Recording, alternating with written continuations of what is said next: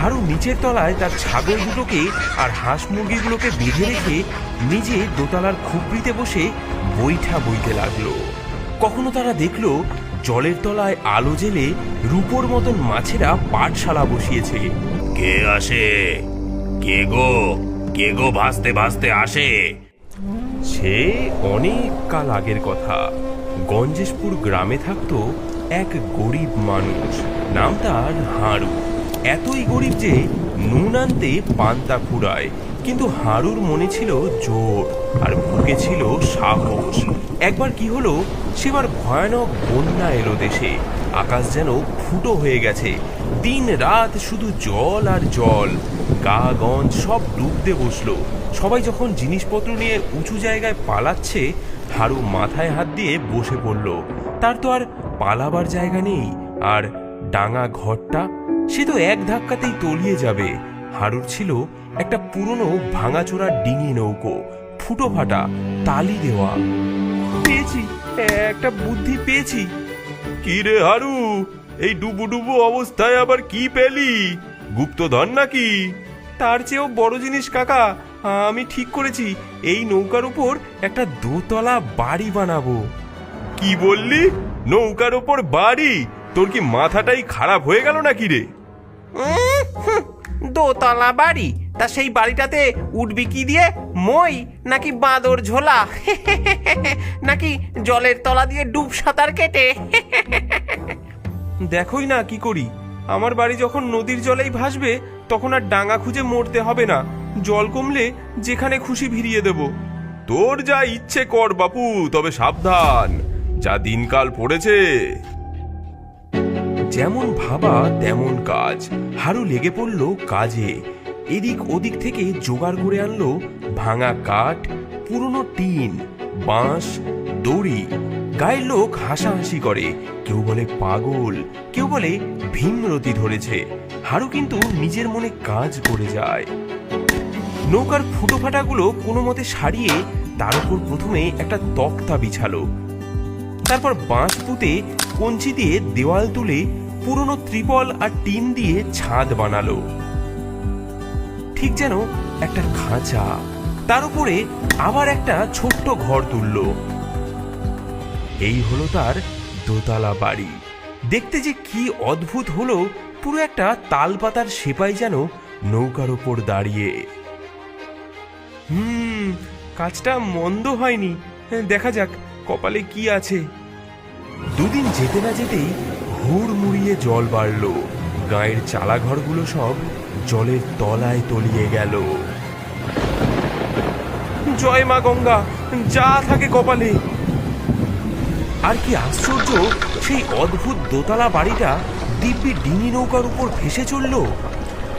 হারু নিচের তলায় তার ছাগল দুটোকে আর হাঁস মুরগিগুলোকে বেঁধে রেখে নিজে দোতলার খুপড়িতে বসে বৈঠা বইতে লাগলো। ওরে হারু, তোর নৌকা বাড়ি তো সত্যি ভাসছে রে। তবে সামলে যাস রে বাবা, এ যা স্রোত। দেখতে কিন্তু খাসা হয়েছে তোর জলটুঙ্গি। চিন্তা করো না কাকা, ভগবান যা করেন ভালোর জন্যই করেন। আমার এই ভাসমান বাড়িতে কোনো চিন্তা নেই। ভাসতে ভাসতে চলল হারু। চারিদিকে শুধু জলে থই থই। কত গ্রামের পর গ্রাম ভেসে যাচ্ছে, কত মানুষ হাহাকার করছে। হারুরও মন খারাপ হয়, কিন্তু সে সাহস হারায় না। একদিন সন্ধেবেলায় তার নৌকা বাড়িটা একটা বিশাল বটগাছের ঝুড়ির সাথে আটকে গেল। গাছটাও অর্ধেক জলে ডোবা। আজ রাতটা এখানেই কাটাতে হবে দেখছি। জায়গাটা বেশ নির্জন। কে রে তুই? আমার কাছে নোঙর ফেলেছিস যে বড়? আমার অনুমতি নিয়েছিস? আমি হারু গো দাদা ঠাকুর। এই বন্যায় ভেসে বেড়াচ্ছি। আপনার গাছে একটুখানি আশ্রয় নিয়েছি, দয়া করে রাগ করবেন না। আশ্রয় নিয়েছিস? ভালো কথা, কিন্তু আমার ঘুমটা ভাঙালি কেন? কত আরামে ঘুমোচ্ছিলাম। আর তোর এই বিদ ঘুটে জিনিসটা কি? নৌকার উপর আবার দোতলা? জন্মেও দেখিনি এমন আজগুবি কাণ্ড। এ হলো গিয়ে গরিবের জুগার দাদা ঠাকুর, যাতে ভেসেও থাকি আবার মাথা গোজারও ঠাঁই হয়। বন্যা হলে তো ডাঙায় এক ফোঁটা জায়গাও থাকে না। বুদ্ধি আছে বটে তোর, তবে দেখতে বড্ড বেঢপ। তা এখন কি করবি? এই জলেই তো ভেসে ভেসে পটল তুলবি বলে মনে হচ্ছে। যতদিন প্রাণ আছে ততদিন তো চেষ্টা করতে হবে দাদা ঠাকুর। আচ্ছা, আপনি এই মাঝগাঙে অর্ধেক ডোবা গাছে একা একা কি করছেন? আর বলিস না, আমার পুরো ভূতের দল, মামদো, পেতনি, শাকচুন্নি কে কোথায় ভেসে গেছে জানি না। আমি এই গাছটা আঁকড়ে ধরে কোনো মতে টিকে আছি। ভাবছি জল কমলে নতুন আস্তানা খুঁজবো। বড্ড একা একা লাগে রে। তাহলে এক কাজ করুন না দাদা ঠাকুর, আপনিও আমার এই নৌকা বাড়িতে চলে আসুন। দুজনে মিলেমিশে থাকা যাবে। আর তাছাড়া দুজন থাকলে পথটাও ভালো কাটবে, গল্প গুজব করা যাবে। বলিস কি রে ছোকরা? আমি ভূত আর তুই মানুষ, আমরা একসাথে থাকবো? তোর ভয় করবে না? আমি কিন্তু মাঝে মাঝে ফ্যাঁস ফ্যাঁস করে কথা বলি। কেন নয়, বিপদের সময় আবার ভূত মানুষ কি। আসুন আসুন, আমার এই দোতলায় অনেক জায়গা। আর আপনার ফ্যাঁস ফেঁসে গলা আমার বেশ মজাই লাগছে। ঠিক আছে, যখন এত করে বলছিস। তাছাড়া এই ভিজে ডালে আর বসে থাকতেও ভালো লাগছে না।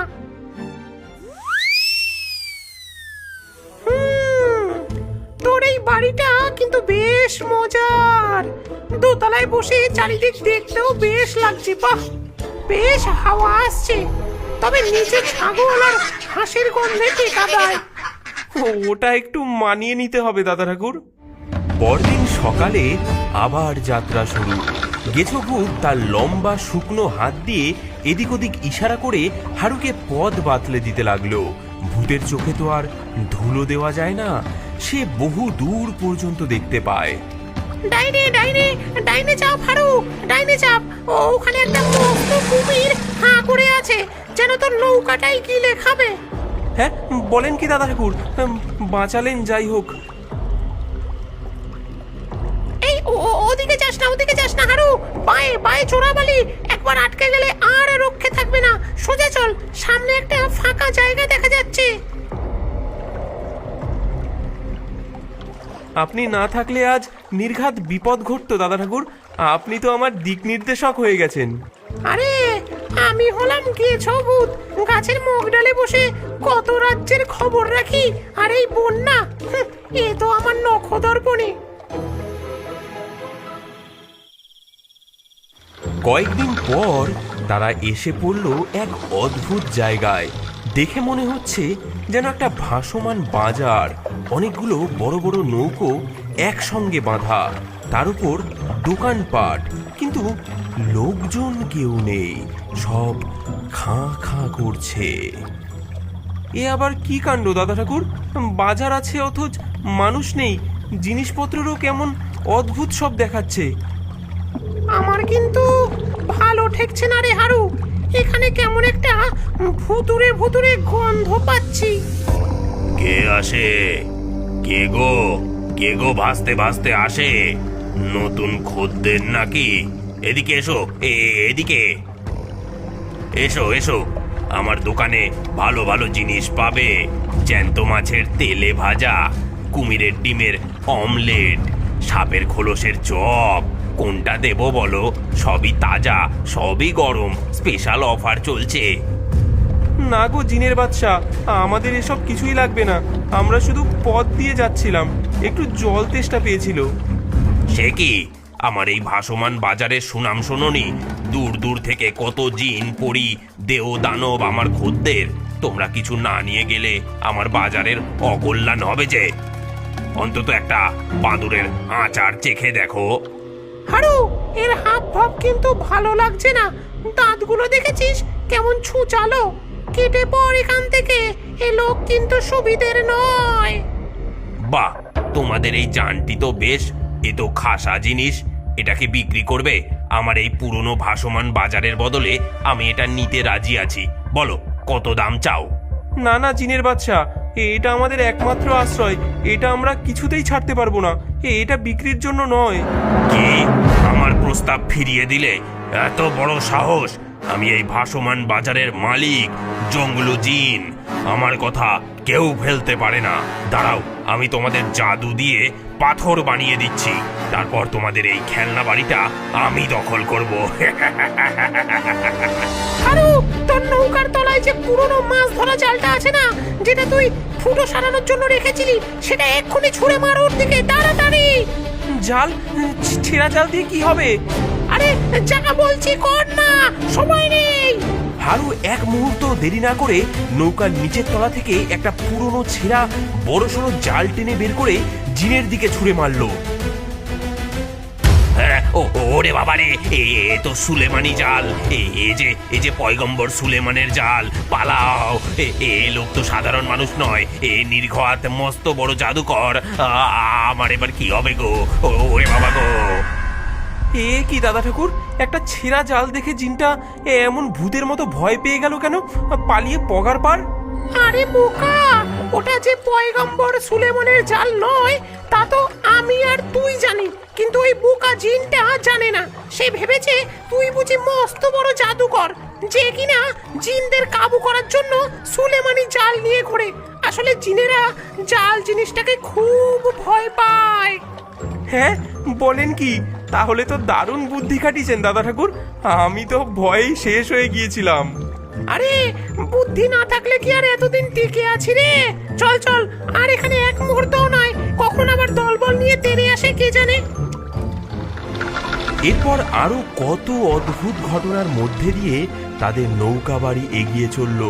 কখনো তারা দেখলো জলের তলায় আলো জেলে রূপোর মতন মাছেরা পাঠশালা বসিয়েছে। মাস্টার মশাই চিংড়ি মাছ তাদের পড়াচ্ছেন। কখনো দেখলো বিশাল এক কচ্ছপের পিঠে চেপে একদল ব্যাঙ গান গাইছে আর জল ছিটিয়ে আনন্দ করছে।